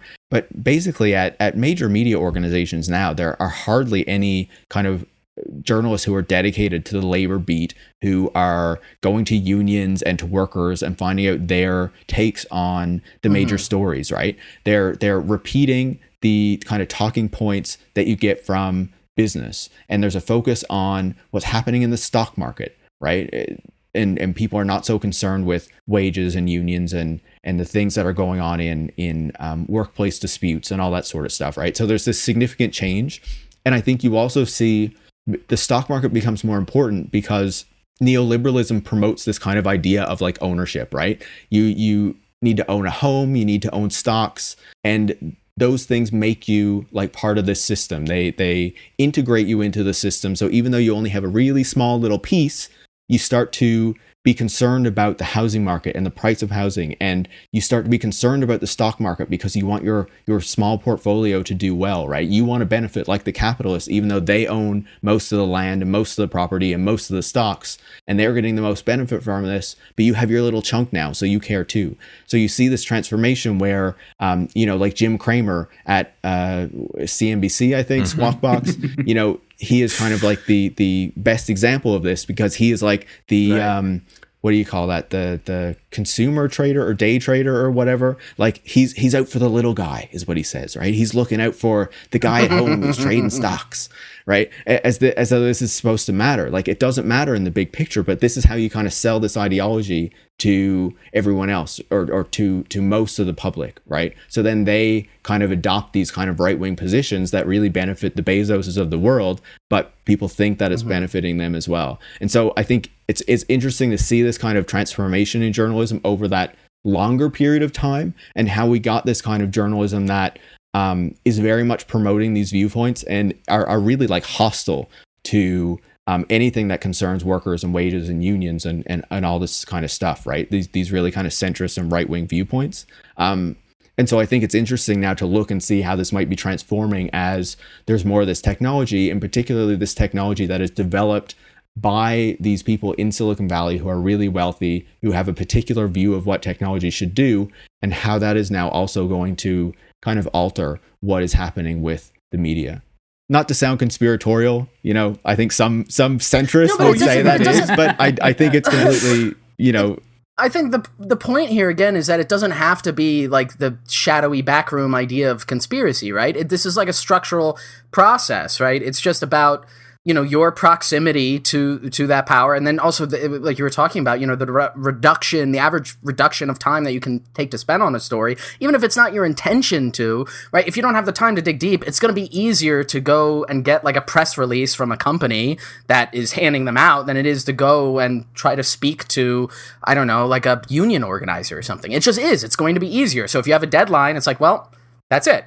And especially as unions have been decimated over a number of decades in worker power, it's harder to find those sources as well that you can really speak to quickly to try to turn around the story and put that perspective in there, right?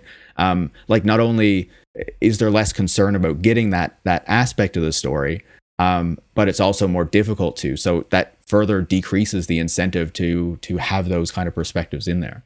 So, Chris, I think I'd like to get your perspective on kind of what you heard about Bezos as a manager himself.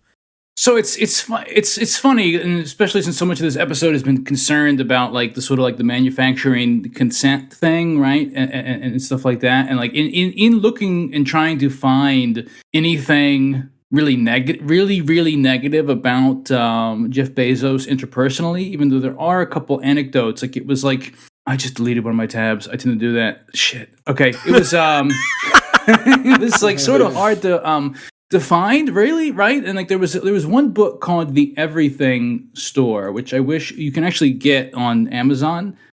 Which is kind of funny, but it wouldn't thanks have for that here plug. Yeah, it wouldn't have got here quick enough for me to really get into it there. But it's funny that like so many of the articles that I found that were like to talk about like Jeff Bezos, like as an asshole and a tyrant, and as like abusive interpersonally to the people who work for him directly, like not to mention the broader the thousands or tens of thousands of people who are under him at the fulfillment centers and the warehouses and stuff like that. But like all of the articles I could find about him like sort of directly have names like why it pays to be a jerk like Jeff Bezos from entrepreneur.com. And then here's a good one. Here's a good one from Forbes. It's the article is titled, "Is Jeff Bezos a horrible boss? And is that good?" Which it's why being a piece of shit helps your wallet. Right. And like, yeah, exactly. And like so many of the, there's a couple little things that came up over and over again in all these different articles, but just the way that, interpersonally that he talks down to the people under him, and the way, his sort of short temper is, infamous, among people who work directly under him at Amazon. Here's a couple quotes here directly of things that he's like, said to people who directly work for him. One of them is, "I'm sorry, did I take my stupid pills today?" Another one is, "Are you..." That's the fucking George Costanza ass insult. Yeah. The jerk store called. They're running out of you. Here's another one. "Are you lazy or just incompetent? I trust you to run world-class operations, and this is another example of how you're letting me down. Why are you ruining my life? And if I hear that again, I'm going to have to kill myself." There was another one that was like, No way. I don't see it in this article, but there was another one that was something like when someone would hand him like a report about something, be like, this looks like this is clearly from the B team. Do you have the A team's work or something like that?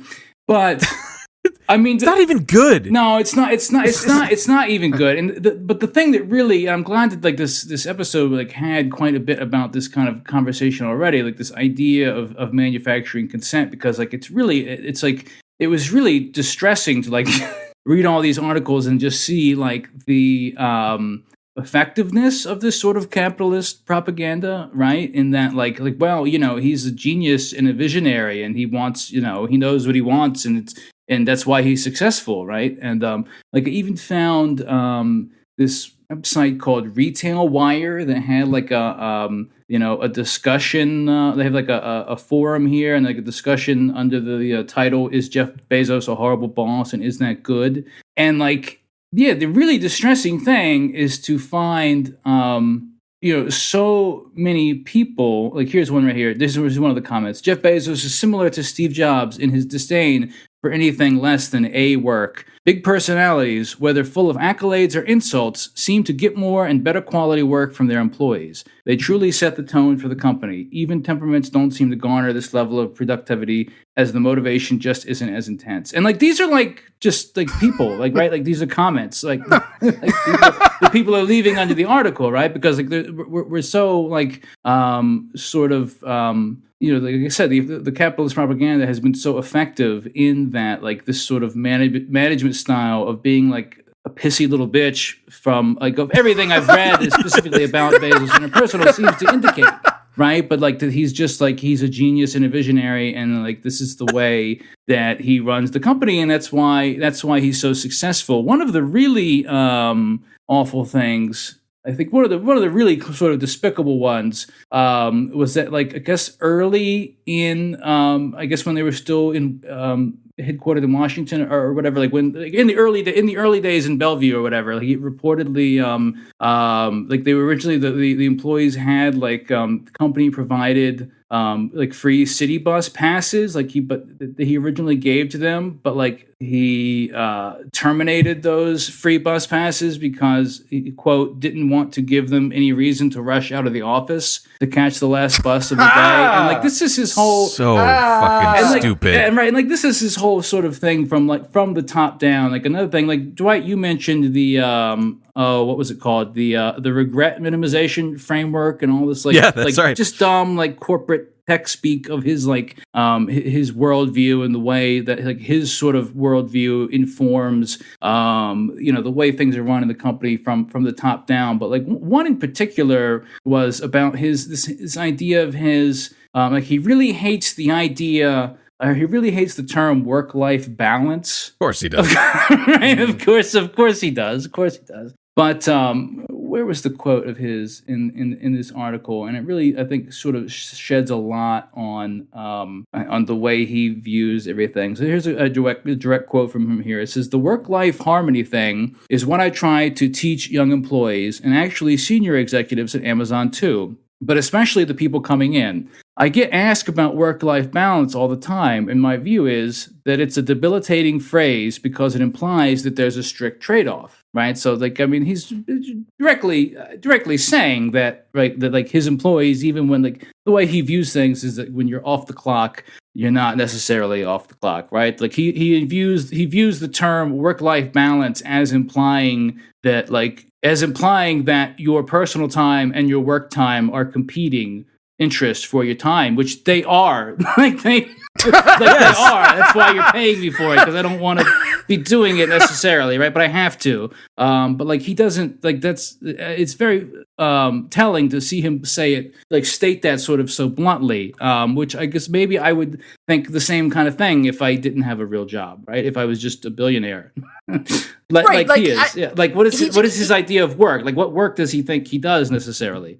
Wasn't there like an article published about his day-to-day like life, and like he hardly works at all? right? Like, Wake up, grind.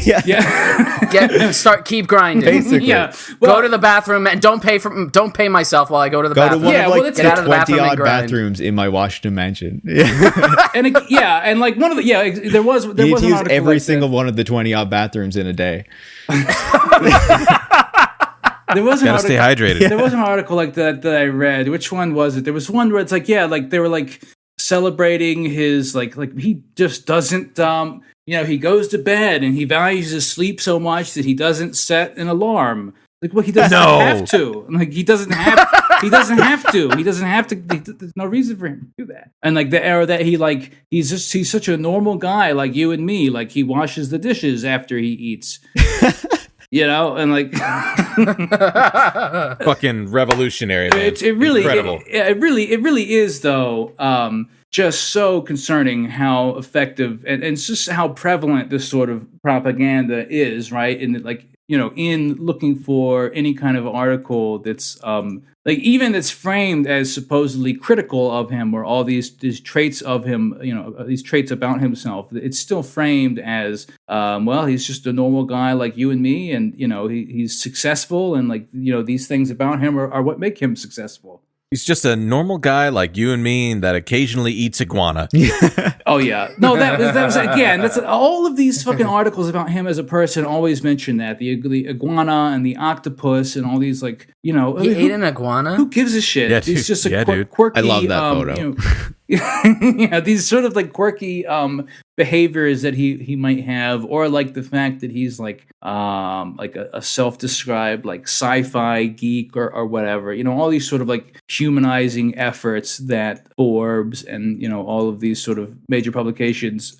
Shane's getting his mind blown all right the now. interference they sort of run on his behalf, right? Why did he eat an iguana? Guys gotta eat, man. He likes octopus too. He really likes octopus, which I mean, so do I. Everybody likes- But yeah, like, who everybody gives? likes Who, why Well, is I that? don't like octopus, Why are you but- printing that? Octopus is good.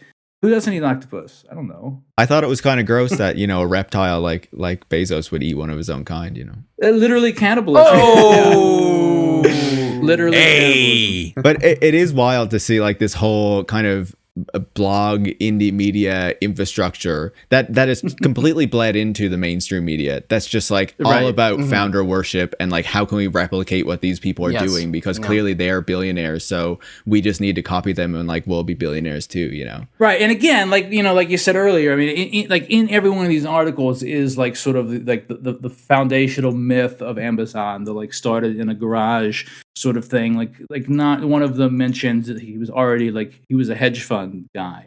Like he Vice wasn't like president, yeah. Yes. yeah, he wasn't like a programmer in a fucking garage or whatever bullshit like you want to pretend. Like he was literally already a hedge fund guy. And he even came from like, I'm pretty sure his family is well off too, because when he started Amazon, they invested like 250,000 or something. One of the details I find absolutely fascinating, because I was looking into like a bunch of these billionaires and their backgrounds, is like obviously we know that Musk like came from South Africa. His father had an emerald mine, blah, blah, blah. Peter Thiel, I found out, his family is from Germany and his dad was like an engineer and they kind of went through South Africa as well. And I kind of assume that his grandparents what years? were, in the Second World War on a certain, on a particular side of that, right? But Bezos as well, I found his dad was also an engineer. He was an oil engineer in Cuba and left. I believe it was before the revolution. So he was in Batista's Cuba making his money as an oil engineer and then took off. No problem with it. Fled from Castro. No problem with Batista. Yeah. Castro's a dictator. I don't know about the guy who came before him, though. Right. Amazon's first, like Bezos's first $1 million in seed capital came from like his Wall Street buddies, like and friends of his parents, and like his buddies from Princeton, right? So like as much as you want to like try to put forward this bullshit myth about like being formed in a garage or whatever, like even with any of these sort of companies, like you're leaving out like this initial like injection of capital that they had due to the status that they already had in society or that their family had or whatever. So many of these tech like founders and like just people who have been successful in tech like had a a quite cushy background before they got into it, and that is always left out of the picture. We had to put in, $15,000 in seed capital to start the podcast just to get it off the ground. Fortunately, we all had it. I assumed I was just leaving that piece out. I didn't want to. This picture of him eating the iguana is just so. It's like, especially because it's like the lighting of it. It looks like it's like almost like Marlon Brando at the end of Apocalypse Now, just sweating bald head eating the iguana and like just in this dark room. Yeah. He's looking at the iguana and being like, "Yeah, just an errand boy." Errand boy for my calories. So look, in interest of time, I want to give kind of a quick speed round because, like with the Washington Post, he is involved in a lot of these extracurricular activities where he's outside of his role under Amazon. He is a friendly monopolist like all others, just trying to diversify their portfolios. But the way in which he's doing it is, I think it's a generous reading to call it insidious. And at its worst is just basically, a wholesale purchase of the most important parts of our lives. I just want to start off by reading this fucking bizarre tweet that he did in 2017. And it's weird. He wrote in the tweet, "request for ideas." And then he did a screenshot, like a bad screenshot of this little paragraph that he wrote. And he said, "This tweet is a request for ideas. I'm thinking about a philanthropy strategy that is the opposite of how I mostly spend my time working on the long term." So I'm assuming that he only wants to help people in the short term, and beyond that, it's up to you. For philanthropy, I find I'm drawn to the other end of the spectrum, the right now. As an example, I'm very inspired and moved by the work done at Mary's Place here in Seattle, which is a charitable organization. I like long term. It's a huge lever, whatever the fuck that means. Blue Origin, Amazon, Washington Post, all of these are contributing to society and civilization in their own ways. Which, right there, fucking just blows the mind. Because, these are for-profit entities, if for anything, are probably doing the opposite of that. But he continues saying, "But I'm thinking I want much of my philanthropic activity to be helping people in the here and now, short term, at the intersection of urgent need and lasting impact." The opposite of what he just said, but okay.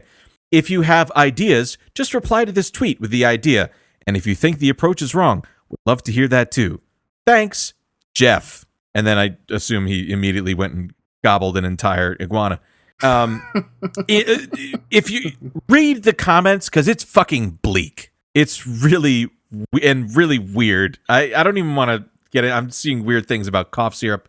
Let's just keep moving on here. Like I said, this is going to be... Initially, when you read that tweet, I was like, this sounds something like Elon Musk could tweet. But then when you read paragraphs, I was like, oh no, Elon Musk can't write that much.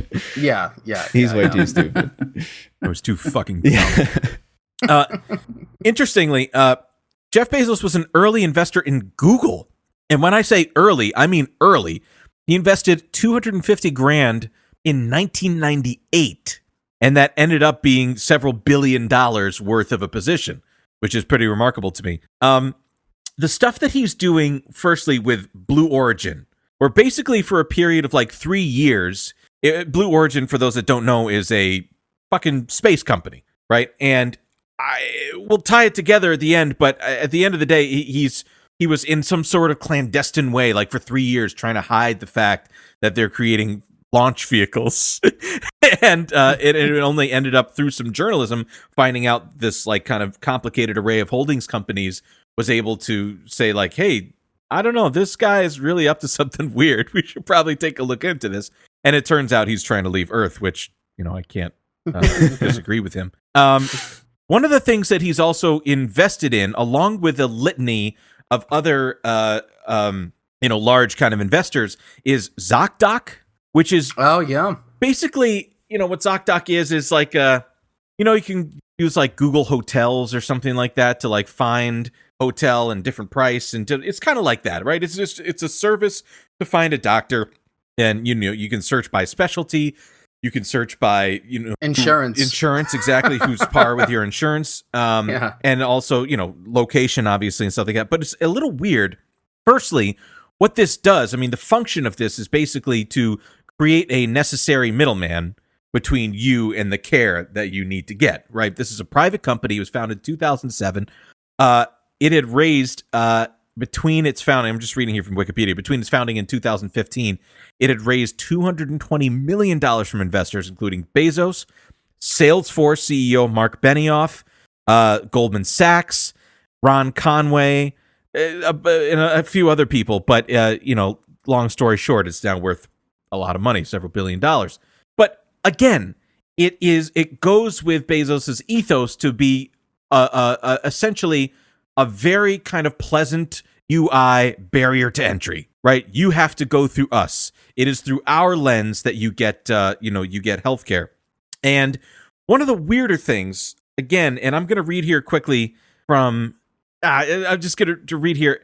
We know, and it's already part of like our lexicon when we talk about these weird fuckers, especially from like the tech industry, especially Silicon Valley, is that they have a inhuman desire to live a long life. And let me cut to the chase. I mean, what I personally think it's about is like, my life is so good and I'm buzzing so hard every day just on my power over other people that I don't want this shit to end. And it becomes this kind of like this own drive and like just a drive to continue this domination. I think there's something probably super dark within our fucking psyche that we really are afraid to truly face until we are met with these fucking psychos. Don't they say like most rich people or executives or something are like psychopaths, just like undiagnosed? Right. Yeah, I mean, exactly. I mean, so one of the things that he is invested in, along with Peter Thiel, is this company called Unity Biotechnology, which is basically, and I'm looking at this, holy shit, I thought that this was a rendering of somebody, but I'm looking at the scientist, I guess maybe the founder of Unity Biotechnology, named Ned David. I literally thought that this was like, this is what humans are going to look like in 2200 or something. But I have, guys, look at I have to send this to you in the chat. Look at this fucking dude. I literally looked at this and took it. I'm like, this is a rendering of a human. It's that this person doesn't exist account. But it's like this person doesn't exist, and then they were sculpted by Madame Tussauds Wax Museum. Yeah, it's a very uncanny valley kind of look. Fucking weird. Anyway, cyborgs do exist apparently. I didn't know they'd invented them yet. Yes, this is anti-aging technology, and it's supposed to be tackling osteoarthritis and etc. And this was, of course, in 2018. Saying like, hey, how good this biotechnology is going to be. We're going to use this to do anti-aging. And then here in 2020, in August, I love this from a biotech publication. Buzzy anti-aging biotech Unity drops leading program after flop. Shares in free fall. Long story short, I mean, basically a drug that they were really banking on totally flopped, and their stock just fucking dropped. So any of this, Peter Thiel and Jeff Bezos money basically meant fuck all, and it went down the drain. Are you saying the fountain of youth isn't really out there? I'm just saying it hasn't been monetized properly. Was this the one where they were trying to take young people's blood and give it to billionaires, or was that a different one? Oh, that's a separate thing. I'm sure that's fine. I haven't checked into it recently, but it seems normal to me. That's the real one that's going to work out. One of the and this is what I wanted to focus on, because it's also of recent note. One of the creepiest things I think that Jeff Bezos has been involved in and Amazon has been involved in is a project that was called Haven. And Haven was basically this company that was, again, like all things, it's meant to disrupt the healthcare industry and create efficiencies, basically meaningless bullshit. And so I'm going to read here quickly from a 2019 article from a publication called Modern Healthcare, saying Amazon, Berkshire Hathaway, our friend and sponsor of the show, Warren Buffett, and JP Morgan Chase, their joint venture and highly touted joint venture will be called Haven. The venture's newly launched website reveals few details about the widely anticipated not-for-profit entity. The three parent companies said in January that they would leverage their combined scale and expertise to develop technology solutions to provide employees and their families simplified, high-quality, and transparent healthcare at a reasonable cost. And I specifically want to read from this other publication where you really start to understand what the insidious nature of it was. And I'm just going to read really quickly from Business Insider from 2019. Again, this is in the same year it was being created. The health insurance JV is expanding coverage to more than 30,000 employees and will track members' reception to different configurations of benefits. Back in June, statements from JP Morgan CEO Jamie Dimon seemed to suggest that Haven may have a future beyond supplying health coverage to employees of its three parent companies, even if it may take years to do so. But with so much capital and the JV's combined resources behind it, we believe Haven has the potential to push and disrupt the $670 billion private insurance market. And of course, let's cut to the chase here. Nothing will disrupt that more than fucking dismantling it, with a state-sponsored Medicare for all sort of single-payer healthcare program. But anyway, this is where it gets really weird. JP Morgan and Amazon have made major health acquisitions since announcing Haven, and they could be laying the groundwork to disrupt the healthcare industry across the board. In May, JP Morgan shelled out $500 million to buy health payments firm Instamed, which we theorize could potentially help build a more consumer-friendly payments platform for health for Haven users. Which is it's crazy to me. Like a bank would be buying this, health payment company. So it's like Apple Pay for fucking, it's crazy. Meanwhile, Amazon debuted Amazon Care, a virtual care platform available to select Seattle-based employees, which enables users to connect with a team of providers from Oasis Medical, receive home visits, and have prescription medication delivered to their doors. Telemedicine has been hailed as a way to drive down costs of care, mostly because you can't get a fucking EKG. And there's huge growth potential, considering nearly 50% of U.S. consumers say they'd be willing to ditch in-person hospital visits for virtual ones. Ah! What the fuck? That's so fucked up! It's hard to imagine a future where telehealth visits through Amazon Care are offered at zero cost to patients, and virtual care strategy we've seen implemented by insurer Oscar Health.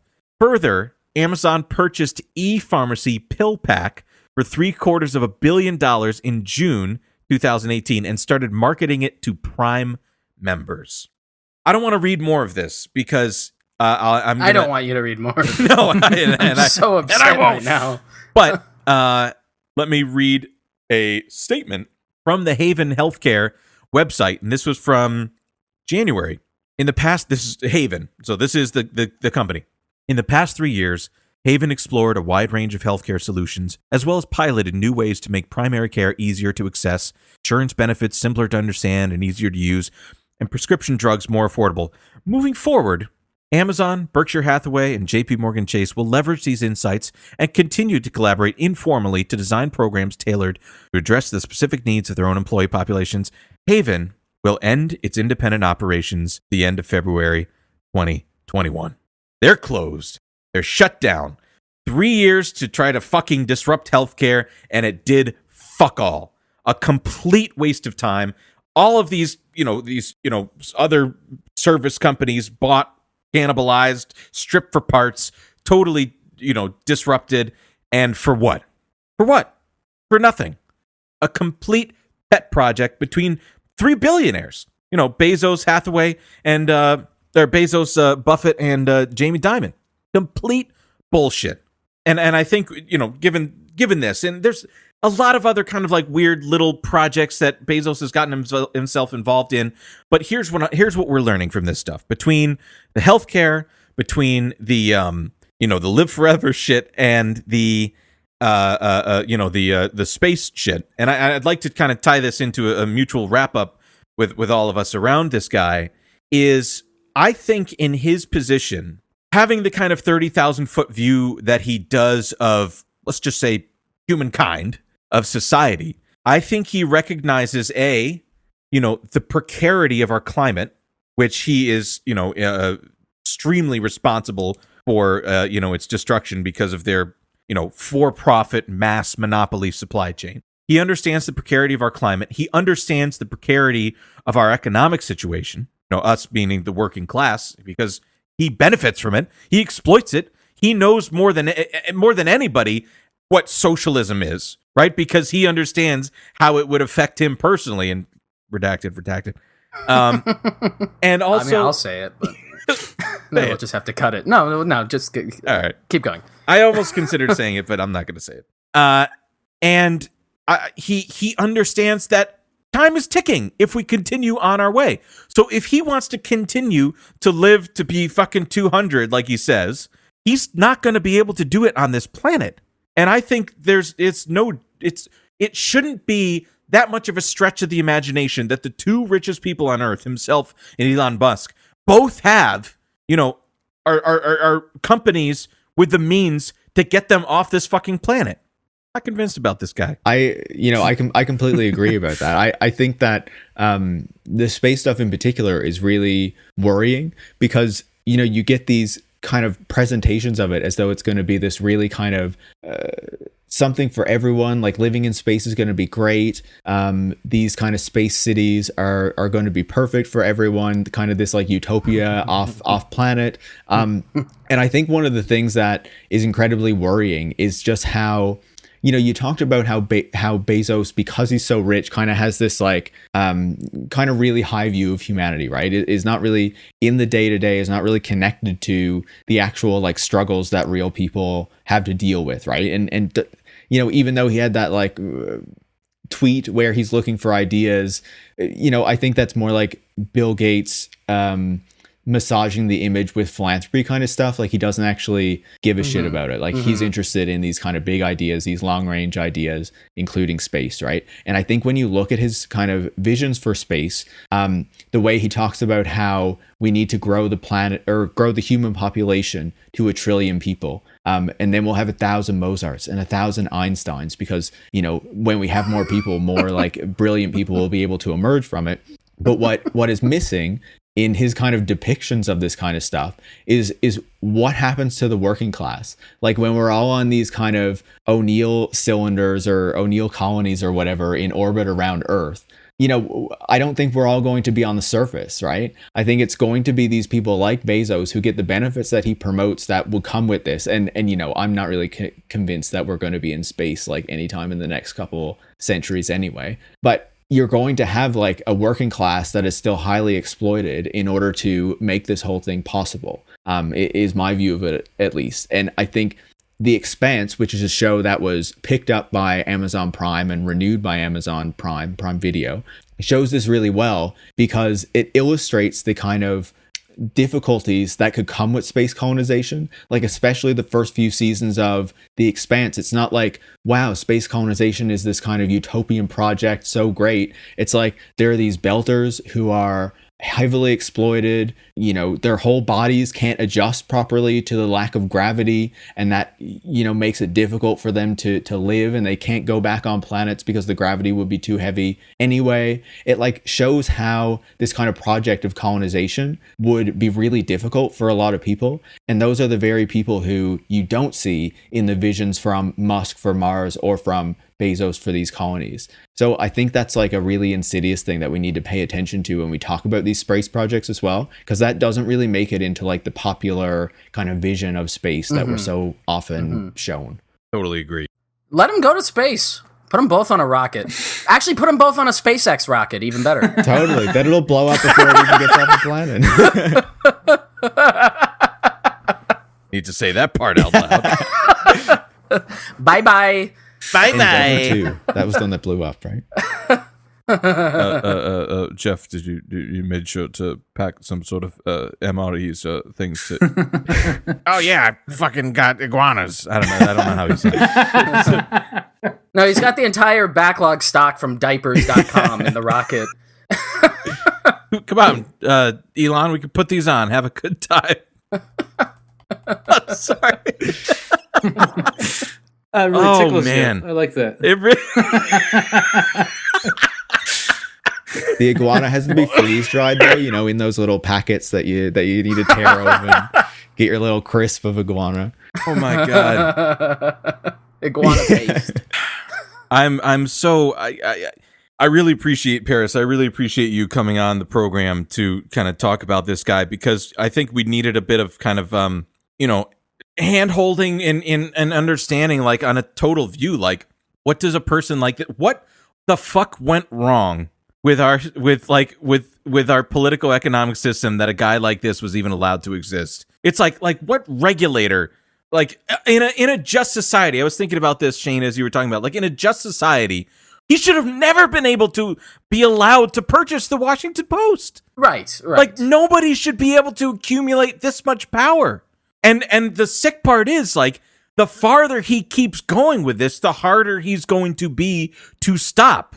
And, the increasing that, needs to happen in order to kind of, in order to remediate this and make right this situation. And, unfortunately too, and I guess, unfortunately we have to wait until the end of the program to say this, like, he gained a lot of fucking money during COVID. Yeah. And like, it's so direct, an allegory to show, like, even amongst, some of the worst, like, societally acute suffering that America has gone through, like, he directly benefited from, like, one person, and like, a smattering of majority shareholders and whatever, but like one person going from like whatever billion to like over 100 billion, the richest person on earth. I mean, in one of the pieces I was reading about, like, his connection to the Washington Post, and it was one of the ones that was around 2016. It was like, Bezos, whose net worth is estimated to be $50 billion. And I thought, oh, isn't that quaint? Yes. And that was only 4 years ago. I mean, again, there's so many other wrinkles to this that we could get into, right? And there's so much stuff, and we've already gone so long, right? But it's like, it's so impactful, right? That, like, we could do a whole, series of shows, or even just a whole show dedicated to this. And I'm wondering if there is some kind of show out there about how tech won't save us. Does such a thing exist? I don't know. Nice. I think someone should make one, or it's time to disrupt the podcasting industry. Would like that. I might have a show of that very title. Paris, obviously we're extremely grateful for you to join our program and talk about this and have the listeners benefit from your thoughts on this. As Shane's saying, where can the people find you and your writing and your podcast? Yeah, absolutely. Obviously Tech Won't Save Us. It's on all the podcast platforms.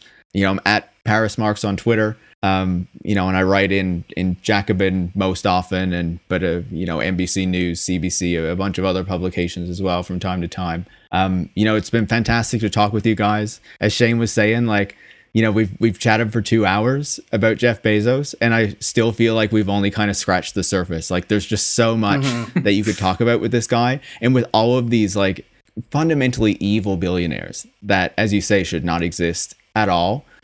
So, I think what you're doing with this podcast is awesome, to kind of dig into this stuff and tear down these people. I love it. Oh, thank you. Yes.